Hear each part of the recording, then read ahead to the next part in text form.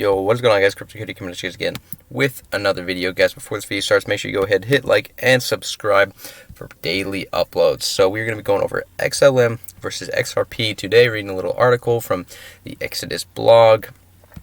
So yeah, let's get right into it. So they just start off by kind of just telling us the history of Stellar and Ripple. We all know that for the most part, I assume. Then we go Ripple versus Stellar target audience. This is an interesting part. So they basically mention how Ripple is kind of more targeting banks, central banks, which we all kind of know. They want to just kind of make this current system we have better, more efficient, and cheaper. Whereas Stellar, Lumens, and XLM, they're kind of focusing on all the people who don't have bank accounts. They want all the people in the world, they want to basically conquer peer-to-peer transactions and help the unbanked. So we know a lot of countries, a lot of ones in Africa that aren't as up to speed with the first world countries we live in today. Unfortunately, a lot of them don't have bank accounts. They don't have access to bank accounts. So with XLM, they'd be able to do this and accomplish that. So definitely good morals behind Stellar's mission there. So let's continue on. So functionality. When it comes to functionality of Ripple versus Stellar, we'd have to say that Stellar has the upper hand. While Ripple focuses on its main use case of low cost and quick international payments, Stellar does that and more. As mentioned, Stellar allows users to convert their assets for other ones on the Stellar network. In other words, Stellar has a built-in exchange. Meanwhile, for Ripple, you have to take your XRP elsewhere to exchange it for another asset. Moreover, Stellar also supports smart contracts, meaning that XLM is not just money, but programmable money. For example, using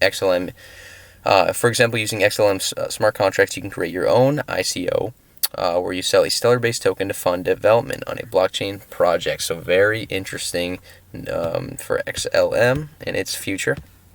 Then decentralization, of course, this is a big part of what cryptocurrency is. Ripple only allows select individuals or organizations to participate in consensus or coming to agreement on validating transactions. Stellar, on the other hand, allows anyone to participate. Moreover, Ripple suffered a big stain on its image when it froze Jed McCaleb's XRP holdings after he left the Ripple organization. This was later resolved. It went against one of the main tenets of cryptocurrency. So yeah, this is a big deal. The fact that Ripple could freeze XRP, definitely kind of interesting, a little shady on their part. But yeah, anyway, Stellar versus Ripple team. When it comes to the team, they just kind of mentioned Jed McCaleb was kind of the founding father of the industry. He left Ripple or whatever and started out XLM. And then also token distribution. Ripple's the worst offender here. Company behind Ripple controls 60% of all outstanding XRP. Stellar previously controlled 85%, significantly improved in 2019 when they burned or made useless by sending to an inaccessible Stellar account over 55 billion XLM. So they burned about $4.7 billion at the time. Big move, but definitely a smart one for the long run. So this gives Stellar control of about 30 billion of the 100 billion Stellar originally created, or 30% of all circulating Stellar. Which, while that is all meant for Stellar's operations, giveaways, programs, partnership programs, it's still quite a lot in one entity's hands. Nevertheless, the situation is much better off than Ripple's. So this is definitely good. We want to see stuff like this, where Stellar's kind of they want to show that XLM is decentralized. Unlike XRP, where they kind of hold a large amount of the currency. XLM wants to be different. They want to show that they kind of care about their coin, and they really want it to be integrated. So then they talk about inflation. Ripple is a fixed supply, whereas Stellar has 1% inflation per year. Ripple burns all transaction fees.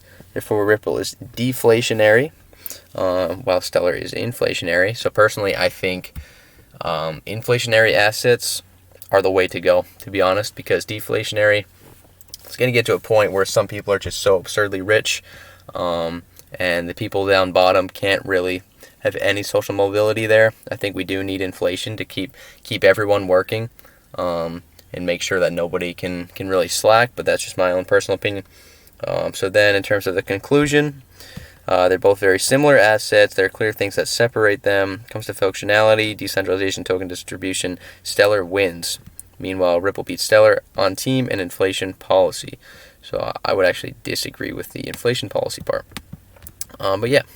So anyways, Just let me know in the comments below, guys, what you think about this. Which one you like, XLM or XRP? I think it just depends on what you see as being part of the future.